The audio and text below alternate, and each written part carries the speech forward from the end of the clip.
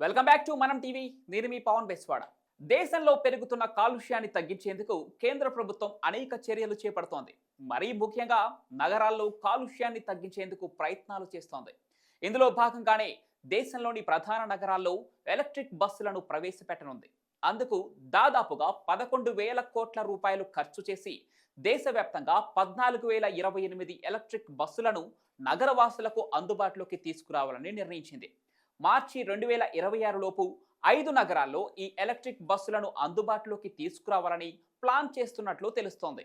ఇందులో బెంగళూరుకు 4,500 ఎలక్ట్రిక్ బస్సులు, హైదరాబాద్కు 2,000 బస్సులు, ఢిల్లీకి 2,800 బస్సులు, అహ్మదాబాద్కు 1000, సూరత్కు 600 ఎలక్ట్రిక్ బస్సులు రానున్నాయి. దీంతో ప్రజా రవాణాలో భారీ స్థాయిలో ఎలక్ట్రిక్ బస్సులను ప్రవేశపెట్టడంతో ప్రపంచంలోనే అతిపెద్ద జాతీయ ప్రయత్నాల్లో ఒకటిగా నిలుస్తుందని సంబంధిత వర్గాలు పేర్కొంటున్నాయి. అయితే ఈ పిఎం ఈ డ్రైవ్ పథకం ద్వారా దేశంలోని నగరాల్లో కాలుష్యాన్ని తగ్గించి ప్రజలకు మెరుగైన పర్యావరణ హిత రవాణా సౌకర్యాలను అందిస్తుందని కేంద్రం భావిస్తోంది.